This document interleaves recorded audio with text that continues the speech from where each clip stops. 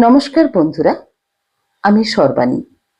আমার বই পড়ুন বইকে ভালোবাসুন চ্যানেলের আজকের নিবেদন আমি পদ্মজা উপন্যাসের দুটি পর্ব, পর্ব 29 ও 30। শুনতে থাকুন। আমি পদ্মজা। দুপুর গড়িয়ে যাচ্ছে, রোদের তেজ কমে এসেছে। হাওলাদার বাড়িটা ঘুমে আচ্ছন্ন। বাইরে থেকে দেখলে মনে হবে কেউ নেই, কিন্তু আলোকঘরের বারান্দায় তিনজন লোক বসে আছে। তারা গরমে ঘেমে নিয়ে একাকার। পানের পিক ফেলতে ফেলতে মজিদ বললেন, কি যেন বলছিলি? রিদওয়ান চারপাশে চোখ বুলিয়ে মজিদের কানের কাছে মুখ নিয়ে গিয়ে ফিসফিস করে বলল, কাকা, এখন কিছু না করলে সব হাতছাড়া হয়ে যাবে। মজিদ পান চিবোতে চিবোতে অবাক হয়ে জিজ্ঞেস করলেন, কিসের কথা বলছিস? রিদওয়ান একটু ইতস্তত করে বলল, আমিরের ব্যাপারটা। ওর চোখ মুখ দেখলে ভয় লাগে, কখন কি করে বসে কি জানে। আপনি, আমি, আব্বা সবাই জানি আমির কতটা খারাপ হতে পারে। ও আমাকে আর আব্বাকে কখনোই পছন্দ করেনি। আপনাকেও তো সেদিন মারল। তার উপর আমাদের প্রতি ওর পুরনো একটা রাগ আছে। হঠাৎ পান চিবানো বন্ধ করে গম্ভীর গলায় মজিদ বললেন, তোর কথা শুনে মনে হচ্ছে বাবু আমাদের মেরে ফেলবে। কাকা, আমির পদ্মজার জন্য পাগল। ওর জন্য ও সব কিছু করতে পারে। আমাদের সরিয়ে দিয়ে পদ্মজাকে নিয়ে সুখে থাকতে চাইতেই পারে। মজিদের ঠোঁটের কোণে চাপা হাসি ফুটে উঠল, যেন রিদওয়ানের কথাগুলো তার কাছে রসিকতার মতো শোনালো। রিদওয়ান এই প্রতিক্রিয়ায় একটু বিরক্ত হলো। সে একটু ঝুঁকে এসে উদ্বিগ্ন গলায় বলল, কাকা, আমার কথা বিশ্বাস করুন। আমি আমিরের চোখে মুখে কিছু একটা দেখেছি। ও নিশ্চয়ই কোনো ষড়যন্ত্র আটছে। আর পদ্মজার কথা তো বলাই বাহুল্য। এমন শান্ত স্বাভাবিক ভাব ধরে আছে ও মেয়ে, যেন কিছুই হয়নি। এসব লক্ষণ মোটেও ভালো না। আমির যেমন ভয়ঙ্কর, পদ্মজাও তেমনি। ওরা যে কোনো মুহূর্তে আমাদের ক্ষতি করতে পারে। রিদওয়ানের কথা শুনে মজিদের মুখের হাসি মুহূর্তেই মিলিয়ে গেল। তিনি সোজা হয়ে বসলেন, গম্ভীর গলায় বললেন, পদ্মজাকে নিয়ে আমারও চিন্তা হয়। ওই মেয়ের চোখের দিকে তাকানো যায় না। মজিদের মনে পদ্মজার চোখ দুটো ভেসে উঠল। সেই চোখে তিনি সব সময় একটা অন্তর্নিহিত আগুন দেখতে পান, যেন একটা আগ্নেয়গিরি যে কোনো মুহূর্তে বিস্ফোরিত হতে পারে। দ্রুত মাথা ঝাঁকিয়ে সেই ভাবনা থেকে নিজেকে মুক্ত করলেন। তারপর খলিলের দিকে তাকিয়ে বললেন, খলিল, পদ্মজার ব্যাপারে কিছু একটা করতেই হবে। এই মেয়ে বিপজ্জনক। এই ধরনের মেয়েকে শুধু ধরে বেঁধে রাখা যায় না। এই ছেড়ি এত কিছু দেখাও ডরাই নাই, আর কেমনে ডরাইব? মন্তব্য করলেন খলিল। মজিদ থুতু ফেলে সরসে বললেন, পদ্মজাকে আর রাখাই যাবে না। এই দায়িত্ব তোর, ঋতু। একটা তীব্র আলো জ্বলে উঠল রিদওয়ানের চোখে, কিন্তু মুহূর্তেই সেটা নিভে গেল। সন্দিগ্ধ কণ্ঠে জিজ্ঞেস করলো, আর আমির, ও কি পদ্মজার ক্ষতি মেনে নেবে? মজিদ গভীর চিন্তায় ডুবে গেলেন। বলার মতো কিছু খুঁজে পেলেন না। রিদওয়ান ততক্ষণে উত্তেজনায় চেয়ার ছেড়ে উঠে মজিদের পায়ের কাছে বসে পড়ল। উদ্বিগ্ন গলায় বলল, কাকা, গত পরশু যা ঘটলো, আমির সেটা জানতে পারলে আপনাকে, আমাকে, আব্বাকে কাউকে ছাড়বে না। গ্রামের সবাইকে ডেকে সবকিছু ফাঁস করে দিতে পারে। ধমকে উঠলেন মজিদ। বাবু নিজের ক্ষতি কখনো করবে না। করবে কাকা, নিশ্চয়ই করবে। রিদওয়ান জোর দিয়ে পড়ল, ওর মাথার ঠিক নেই। আমাদের ক্ষতি করতে ওর হাত কাঁপবে না। আর নিজের তো ক্ষতি এখনই করছে, পরেও করতে পারবে। মজিদ হাওলাদারের চোখে মুখে চিন্তা রেখা দেখা দিল।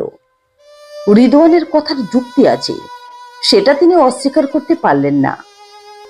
কাকা, আমির এখন আমাদের সবার জন্য হুমকি হয়ে দাঁড়িয়েছে, জোর দিয়ে বলল রিদওয়ান।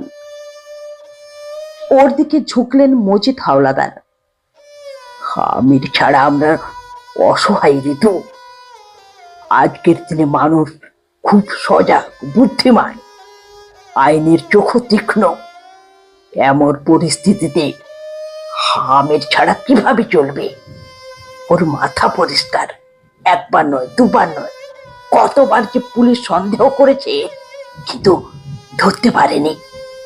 আমির সব সামলে নিয়েছে। রিদওয়ান সান্ত্বনা সুরে বলল, কাকা, আমরা সতর্ক থাকব।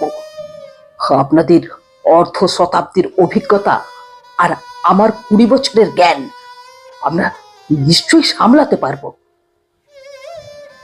বাবুর জায়গা দখলের জন্য সেসব কথা বলছিস?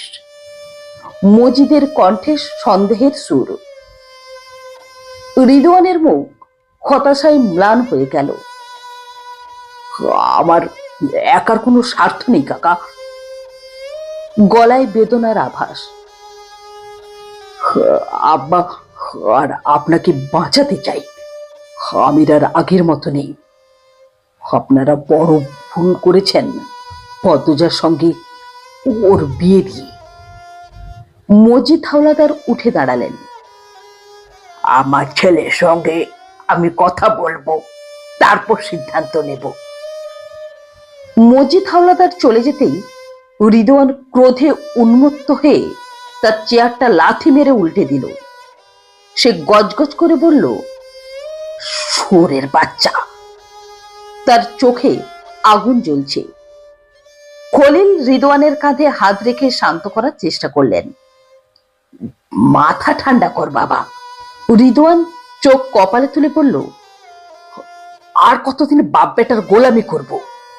কতদিন আদেশ মানব? কতদিন মার খাবো বলতে পারেন? আপনি একটা অকর্মার ঢেকি আব্বা। কাকা সব কিছু আমিরের নামে লিখে দিল, আর আপনি একটা শব্দও করলেন না।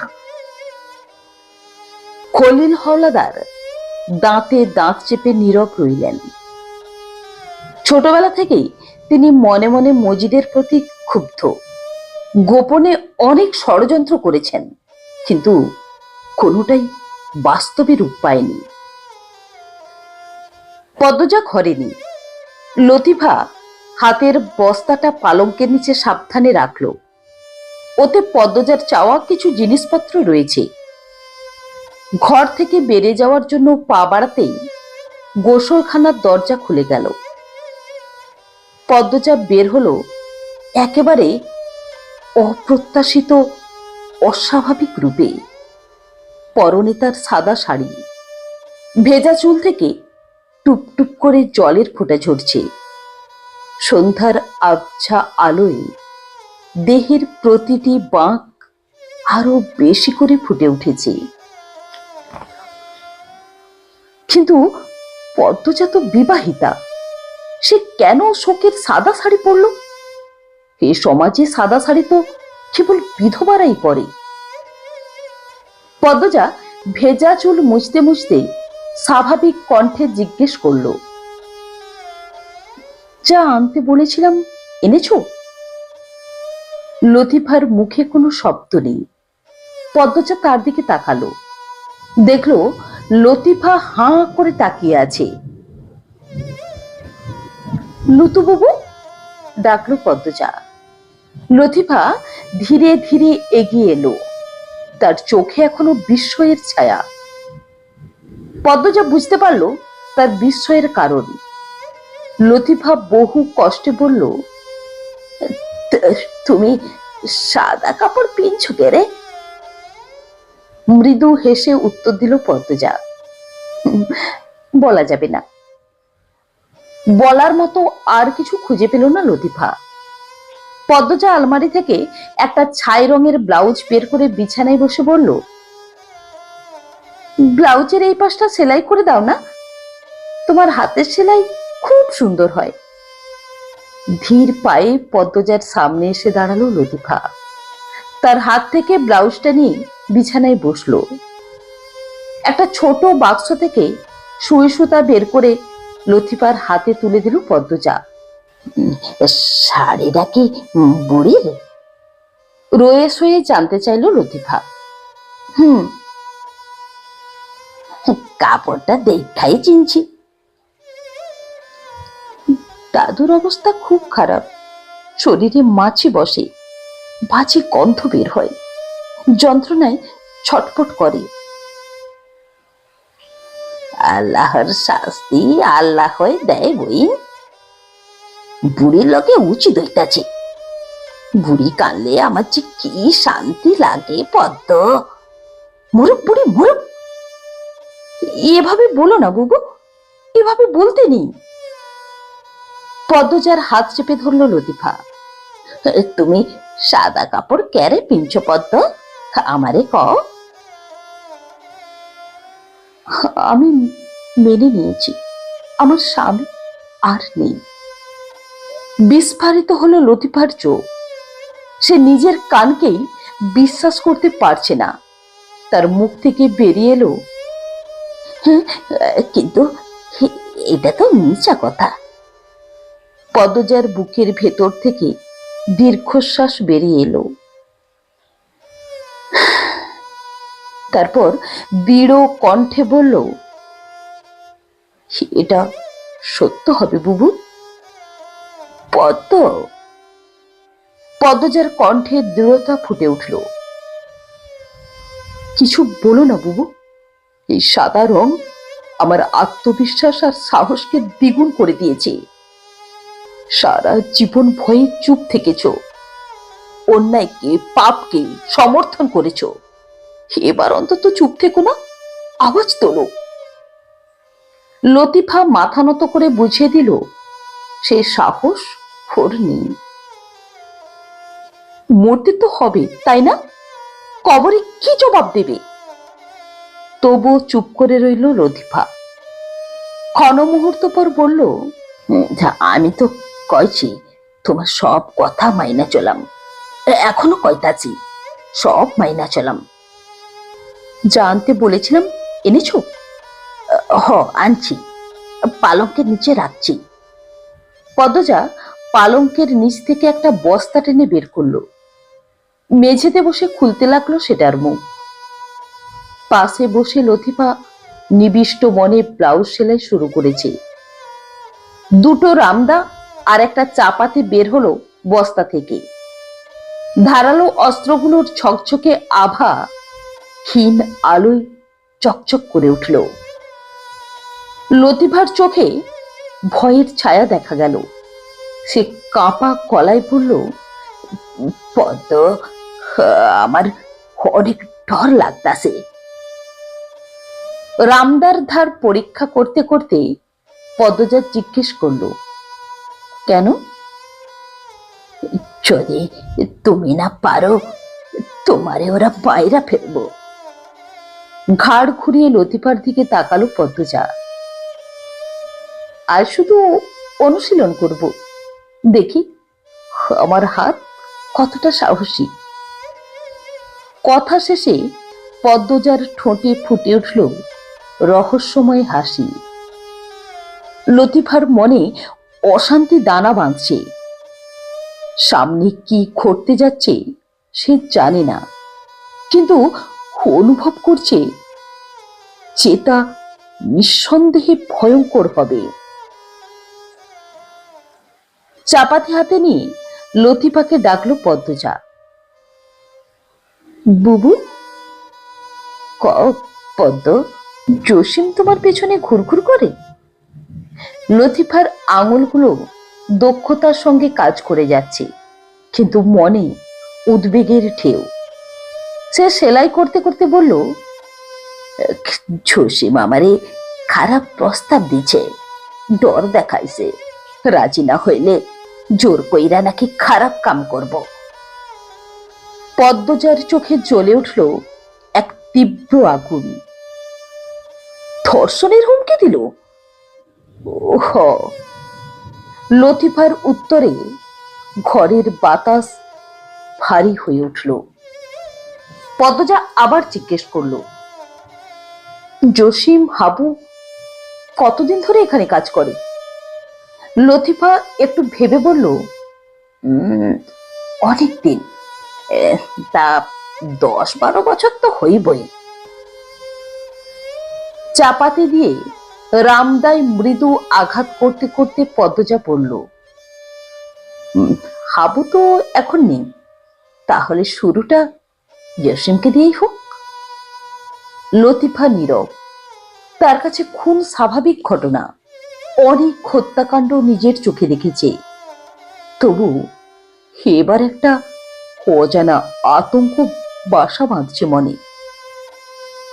পদ্মজা সরাসরি কিছু বলেনি, কিন্তু তার ইঙ্গিত স্পষ্ট। যদি পদ্মজা ধরা পড়ে যায় তখন কি হবে? লতিফা ঢোক গিরে সেলাইয়ে মন দেওয়ার চেষ্টা করল। হঠাৎ ঘরের নিস্তব্ধতা ভেঙে দিল পদ্মজার প্রশ্ন, মগা কি এসবের সঙ্গে জড়িত? মগা ভোলা ভালা মানুষ, বাড়ি টুকটাক কাম করে, ওর ভিতরে কোনো প্যাচগোজ নাই। বাড়ির ভিতর কেউ কখনো মেয়ে নিয়ে আসেনি?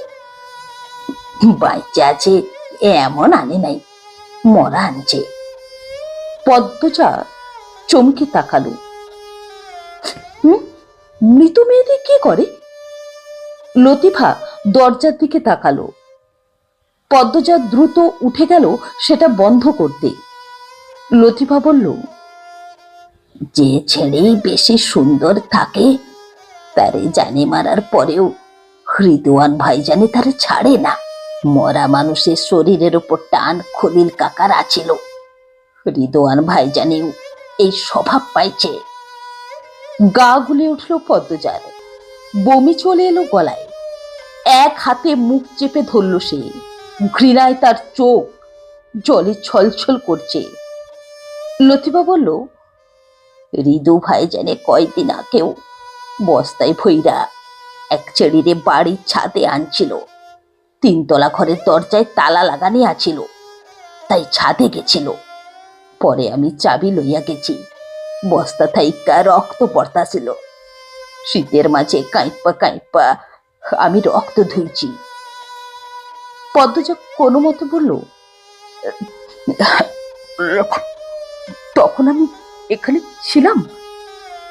হ, পূর্ণা আর মৃদুল ভাইজানেও আছিল। পদ্মজা কপালে হাত রেখে বিস্মিত স্বরে বলল, এত কিছু ঘটেছে অথচ আমার নজরে পড়েনি। কিছুক্ষণ নীরব থেকে সে আবার বলল, এমনকি 3য় তলার একটা ঘর থেকে আমি দুর্গন্ধ পেয়েছিলাম, তবুও কল্পনা করিনি এই বাড়িতে এত ভয়াবহ ঘটনা ঘটছে। সেলাইয়ের কাজ শেষ করে ব্লাউজটা পদ্মজার কোলে রেখে লতিফা বলল, এই লও তোমার ব্লাউজ।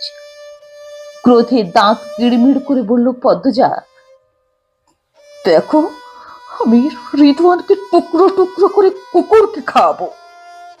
লতিফা এবার হাসলো, বলে উঠল, আল্লাহ তোমারে শক্তি দেও। পদ্মজার হাত কাঁপছে, ধৈর্য ধরে রাখতে পারছে না। যা শুনেছে তারপর শান্ত থাকা যায়? লতিফা পদ্মজার মন ঘোরাবার চেষ্টা করে বলল, পারিজারে খেলা মেরেছে জানো পদ্ম? পদ্মজা লতিফার দিকে তাকালো। পারিজার কথা মনে পড়তেই তার বুকের ব্যথা বেড়ে গেল।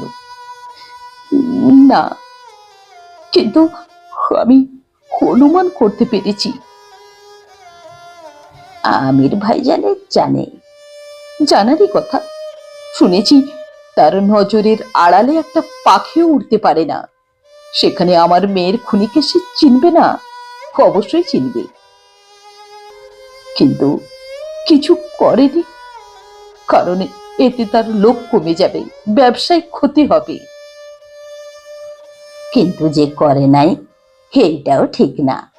1 মাস পরে আমির ভাইজানে জানছে অপর মহলের কথায় রিদু ভাইজানে হাবুল মিয়ারে দিয়া পারিজারে খুন কইরাছে। সব যাই না হাবুল মিয়ারে আমির ভাইজানে কুড়াল দিয়া কুপাইছে। রিদু ভাইজানেরে আমির ভাইজানে খুন করতে চাইছিল, কিন্তু কি জন্য জানি না হার মারে নাই। তাই মায়ের খাইয়া মাস খানেক হাসপাতালে আছিল। বছর খানেক রিদু ভাইজানে আমির ভাইজানের সামনেও যায় নাই। পদ্মজা 2 হাতে চাদর আঁকড়ে ধরল, কাতর স্বরে বলল, কি নিষ্ঠুর ওরা! আমার ছোট্ট বাচ্চাটা। লতিফার হৃদয় ব্যথায় ভরে গেল। এই নারী কত বড় বড় আঘাত সহ্য করেছে, এখনো পড়ে যাচ্ছে। পদ্মজার চোখ দিয়ে অশ্রু গড়িয়ে পড়তে লাগলো। আমির হাওলাদারের মেয়েকে হত্যা করার আদেশ দেওয়ার মতো সাহস রিদওয়ানের হওয়ার কথা নয়। এর পেছনে মজিদ হাওলাদার আর তার ভাইয়ের হাত ছিল, তাদের সমর্থন ছিল। রিদওয়ান জানতো বাপ চাচা তাকে বাঁচাতে ঢালের মতো কাজ করবে। আর অপর মহল কারা তারা? আমি তাদেরও খুঁজে বের করব। কাইন্দ না পদ্ম, কাইন্দ না। পদ্মজা 2 হাতে চোখের জল মুছে বলল, না, আমি আর কাঁদবো না। আমার মেয়ে জান্নাতে তার নানুর সঙ্গে আছে, সে সুখে আছে। এই নিষ্ঠুর পৃথিবীতে তার না থাকাটাই ভালো হয়েছে। বাইরে সন্ধ্যার আবছা আলো ঘরের ভেতরে ছায়া ফেলেছে। লতিফা অবাক বিস্ময়ে পদ্মজাকে দেখছিল।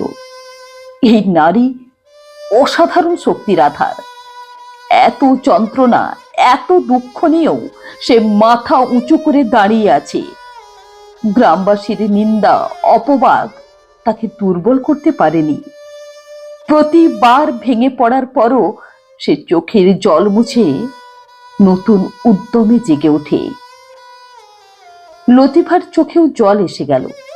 সে দ্বিধা ভরা কণ্ঠে প্রায় ফিস ফিস করে বলল, আমি তোমারে একবার চড়াইয়া ধরি পদ্ম। সন্ধ্যার অন্ধকার ধীরে ধীরে অন্দরমহলকে গ্রাস করেছে। এশার নামাজ শেষে পদ্মজা ঘর থেকে বের হলো। দরজার পাশে জসিমের অনুপস্থিতি তার চোখে পড়ল। মাত্র কিছুক্ষণ আগে সে জসিমের কাশির শব্দ শুনেছিল। কোথায় গেল লোকটা? বাড়িটা নীরবতায় নিমগ্ন।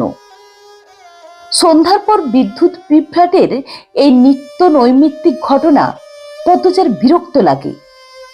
বাড়িতে কোনো সাড়া শব্দ নেই। সন্ধ্যা নামতেই সমস্ত আলো নিভে যায়। বাড়ি জুড়ে নেমে আসে গাঢ় নিস্তব্ধতা। রিনু নিজের ঘরে শুয়ে আছে। রান্নাঘরে টুকটাক কাজ সেরে সবার নির্দেশ পালন করছে লতিফা। এখন সবার খাওয়া দাওয়া শেষ করে নিজের ঘরে ফেরার সময়। এই মুহূর্তে জসিমের অদৃশ্য হয়ে যাওয়াটা পদ্মজার মনে সন্দেহের বীজ বপন করেছে। তার স্নায়ু সতর্ক হয়ে উঠল, মনে জাগলো আশঙ্কা। বাতাসে ভেসে বেড়াচ্ছে অদৃশ্য বিপদের ইঙ্গিত। পদ্মজা নিঃশব্দে পা টিপে টিপে এগোতে লাগলো। তার চোখ দুটো সজাগ, কান খাড়া। রান্নাঘরের নিস্তব্ধতা ভেঙে থালা বাসনের খসখস শব্দ ভেসে বেড়াচ্ছে। এক মনে কাজ করছে লতিফা। কাজ শেষে সে চুলায় পানি গরম করার জন্য আগুন জ্বালালো। হঠাৎ পেছন থেকে একটা উপস্থিতি অনুভব করে চমকে উঠল সে। ভ্রু কুচকে পেছনে ফিরে প্রশ্ন করল, আপনি আমার পেছনে ঘুরতেছেন কেন? জসিমের কণ্ঠে কুৎসিত ইঙ্গিত। তোরে আমার ভালো লাগছে, আমার লগে আয়। লতিফা দৃঢ়তার সঙ্গে জবাব দিল, যাইতাম না আমি। আয় আয় আয়, হাসল জসিম। তার হাসিতে বিকৃত আনন্দের ছাপ। সে চিকন হলেও তাল গাছের মতো লম্বা। লতিফাকে মাথা উঁচু করে তাকাতে হচ্ছে। লতিফা মনে মনে এই মুহূর্তের জন্য প্রস্তুত ছিল। সে প্রবল কণ্ঠে বলল, এহান থাইকা বাইর হয়ে যা কুত্তার বাচ্চা, নইলে তোরে আমি তা দিয়ে কুপাইম। লতিফার ব্লাউজ টেনে ধরল জসিম। লতিফা চিৎকার করে দা নিতে গেল। জসিম লাথি মেরে সরিয়ে দিল সেটা। দুজনের মধ্যে শুরু হলো হাতাহাতি। জসিম বল প্রয়োগে লতিফার শরীরের সংবেদনশীল অংশে স্পর্শ করতেই বেচারি চিৎকার করে ডাকলো মজিদ আর আমিনাকে। জসিমের হেলদোল নেই। প্রচন্ড জোরে লতিফার শাড়ি টেনে খুলে ফেলল সে। খলিলের কাছ থেকে সে লতিফার শরীরে হাত দেওয়ার অনুমতি পেয়েছে, যদিও খলিল বাড়িতে কিছু করতে মানা করেছিল, কিন্তু জসিম সে কথা শোনেনি। হঠাৎ রান্নাঘরের দরজায় দেখা গেল একটা সাদা ছায়া মূর্তি। শুভ্র শাড়িতে আবৃত পদ্মজা দাঁড়িয়ে, তার হাতে রামদা। পদ্মজাকে দেখে জসিমকে দুই হাতে শক্ত করে চেপে ধরল লতিফা। এক পা এগিয়ে এলো পদ্মজা। শক্ত করে রামদা ধরেই, জারজের বাচ্চা বলে পেছন থেকে কোপ বসালো জসিমের গলায়। জসিমের গলার অর্ধেকটা কেটে গেল এক আঘাতে। রক্তের ছোপ ছড়িয়ে পড়ল চারিদিকে। পদ্মজার পোশাকে লাগলো সেই রক্তের ছিটে, আর লতিফার নাক মুখ রক্তাক্ত হয়ে উঠল। রান্নাঘরের বাসনপত্র রঙিন হয়ে উঠল সেই রক্তে। সজোরে শব্দ করে মেঝেতে আছড়ে পড়ল লাশটা। ওদিকে মুখ দিয়ে রক্ত প্রবেশ করায় বমি করতে লাগলো লতিফা। দ্রুত হয়ে ওঠা শ্বাস প্রশ্বাস নিয়ন্ত্রণ করে নিজেকে শান্ত করতে চাইল পদ্মজা। খানিকটা পর তাকালো লতিফার দিকে। তার ঠোঁটের কোণে একটা ছোট্ট হাসি ফুটে উঠেছে। সেটা আমার দ্বিতীয় শিকার। পদ্মজা অন্দরমহল থেকে বেরিয়ে এলো, হাতে রামদা। সেখান থেকে চুইয়ে চুইয়ে রক্ত পড়ছে। লতিফা চোখের কোণ দিয়ে লক্ষ্য করছে। পদ্মজার অদ্ভুত শান্ত ভাব দেখে তার মনে হচ্ছে সে কোনো গতানুগতিক কাজ সেরে এসেছে। লতিফা কপালের ঘাম মুছে ফিস ফিস করে জিজ্ঞেস করল, লাশটা কিতা করাম? পদ্মজা কলের কাছে দাঁড়িয়ে নিরুদ্বেগ কণ্ঠে বলল, দুজনে মিলে কিছুই করতে পারবো না। রিদওয়ান কুকুরটা কোথায়? লতিফার শরীর থেকে ঘাম ঝরছিল। সে কাঁপা গলায় বলল, তোমারে দেখা আমার ডর লাগতাছে পদ্ম। তুমি কখনো খুন করনি? লতিফা মাথা নেড়ে জানালো, না। শুধু দেখেছ? রিদওয়ানকে গিয়ে বলো পদ্মজা জসিমকে খুন করেছে। কলের পাশে একটা সাদা বালতি ছিল। পদ্মজা সেখানে বসলো। তার কথা শুনে লতিফার বুক কেঁপে উঠল। এগিয়ে এসে আতঙ্কিত স্বরে বলল, কি তা পদ্ম, ঋতু ভাই জানে জানলে? তাকে থামিয়ে দিয়ে বলল পদ্মজা, কিছুই হবে না, বরং সে সাহায্য করবে। হাতের অস্ত্রটা বালতিতে ডুবিয়ে দিল সে। সঙ্গে সঙ্গে পরিষ্কার জল লাল রঙে বদলে গেল। নীরবে দাঁড়িয়ে রইল লতিফা, দ্বিধায় ভুগছে। পদ্মজা তার চোখের দিকে তাকিয়ে দৃঢ় স্বরে বলল, যা বললাম করো বুবু। নীরবে অন্দরমহলের দিকে পা বাড়ালো লতিফা। চারপাশে গাঢ় অন্ধকার, শুধু আকাশের চাঁদ একা জেগে আছে। তাদের আলোর নৃত্যে মেতে উঠেছে জোনাকিরা। শিশিরের ঠান্ডা ছোঁয়ায় মাটি কাঁপছে। মৃদু বাতাস বাজাচ্ছে বিষণ্ণতার সুর। কিন্তু এই প্রকৃতির কম্পন পদ্মজাকে স্পর্শ করতে পারছে না। তার অন্তরে জ্বলছে অদম্য উষ্ণতা, যা শীতের দানবকে প্রতিহত করছে। ধীরে ধীরে হাতের অস্ত্রটি পরিষ্কার করলো সে। তারপর পা বাড়ালো অন্দরমহলের দিকে। হঠাৎ অন্দরমহলের দরজায় দেখা গেল একটা আকৃতি, রিদওয়ান, যার চোখে জ্বলছে প্রচন্ড ক্রোধের আগুন। সে ছুটে আসছে পদ্মজার দিকে, যেন ক্ষুধার্ত বাঘ তার শিকারের দিকে ধাবিত হচ্ছে। পদ্মজা অবিচল, তার মেরুদণ্ড সোজা, মুখে রহস্যময় হাসি। সে এই মুহূর্তটার জন্যই অপেক্ষা করছিল। রিদওয়ান এসে পৌঁছালো। তার নিঃশ্বাস দ্রুত, চোখে উন্মাদনা। এক হাতে পদ্মজার গলা চেপে ধরে সে গর্জন করে উঠল, তোর কি মরার খায়েশ হয়েছে? পদ্মজার চোখে ভয়ের লেশ মাত্র নেই। তার অবিচল ভঙ্গি বিস্মিত করল রিদওয়ানকে। এই অপ্রত্যাশিত প্রতিক্রিয়ায় ক্ষণিকের জন্য থমকে গেল রিদওয়ান। ক্রোধের আবেগে সে পদ্মজার গলা আরো শক্ত করে চেপে ধরল। তার কণ্ঠস্বর তীক্ষ্ণ ছুরির মতো, তোর এই হাসি আমি চিরতরে মুছে দেব। পদ্মজার চোখ যখন উল্টে যেতে লাগলো, রিদওয়ান তখন তার গলা ছেড়ে দিল। কয়েকবার কাশল পদ্মজা। তারপর রিদওয়ানের দিকে তাকিয়ে যেন কোনো গোপন কৌতুক উপভোগ করছে এমন ভাবে উচ্চ স্বরে হেসে উঠল।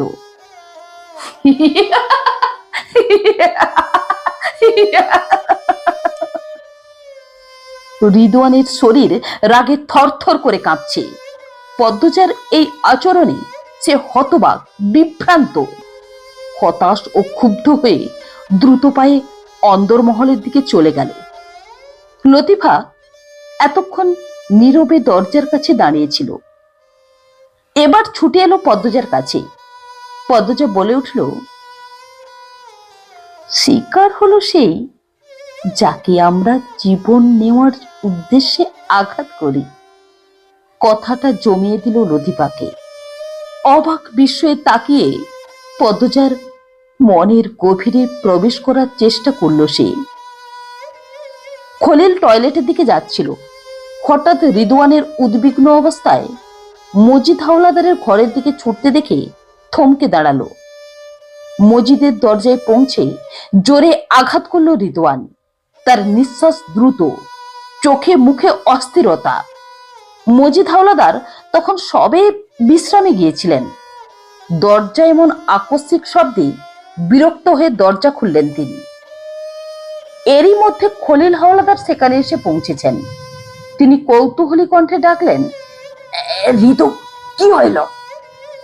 একবার পেছন ফিরে খলিলকে দেখল রিদওয়ান। তারপর দরজা খোলার শব্দে সামনে তাকালো। মজিদের কিছু বলার আগেই সে উত্তেজিত ভাবে হাত নেড়ে বলল, আপনি তো কখনো আমার কথা শোনেন না। পদ্মজা কি করছে তার খোঁজ রাখছেন? দোতলার সিঁড়ির দিকে তাকে বিড়বিড় করলেন খলিল। এ ছেড়ে আবার কোন কাম করল? মজিদ কৌতূহলী দৃষ্টিতে রিদওয়ানের দিকে তাকালেন। রিদওয়ান এক হাতের তালুতে অন্য হাত দিয়ে আঘাত করে বলল, খুন করেছে, খুন। জসিমের গলা কেটে রান্নাঘরে ফেলে রেখেছে। মজিদ আর খলিল বিস্ময়ে স্তব্ধ হয়ে গেলেন। রিদওয়ানের কণ্ঠস্বর উত্তেজনায় কাঁপছিল। খুন করেও নির্বিকার, মনে সামান্যতম ভয় নেই। এখনো রক্তমাখা রামদা হাতে বাইরে দাঁড়িয়ে আছে। কাকা, আপনি কি বুঝতে পারছেন যে পদ্মজার মানসিকতা কতটা ভয়ঙ্কর হয়ে গেছে? আপনার অনুমতির অভাবে আমি ওই নটিরে সহ্য করেছি, নইলে এতক্ষণে কলতলায় গেঁথে ফেলতাম। মজিদ হাওলাদার যেন বাকশক্তি হারিয়ে ফেলেছেন। এমন অপ্রত্যাশিত সংবাদে তিনি বিহ্বল। রিদওয়ান আরো উত্তেজিত হয়ে উঠল। কাকা, আপনি কি বুঝতে পারছেন না? পদ্মজার হাতে অস্ত্র উঠে গেছে, অস্ত্র। আর আমিরের কোনো খোঁজ নেই। ও পাতালপুরীতে নিজেকে বন্দি করে রেখেছে। কেউ ওর কাছে যায় না, নিজেও বাইরে আসে না। কে জানে ভেতরে কি করছে ও? নিজের জীবন নষ্ট করছে আর আমাদের সবার জীবনও বিপন্ন করছে। পরিস্থিতি আমাদের নিয়ন্ত্রণের বাইরে চলে যাচ্ছে। আমির আর পদ্মজা দুজনেই এখন আমাদের জন্য মারাত্মক হুমকি। আপনি কি এখনো বুঝতে পারছেন না? আজকের ঘটনার পরেও কি আপনার চোখ খুলবে না? সময় থাকতে আপনি ওদের দুজনের শেষ কৃত্যের অনুমতি দিন। রিদওয়ানের কথায় ঘরের বাতাস ভারী হয়ে উঠল। বন্ধুরা, আমি পদ্মজা উপন্যাসের পরবর্তী পর্ব নিয়ে খুব তাড়াতাড়ি ফিরে আসছি। নমস্কার।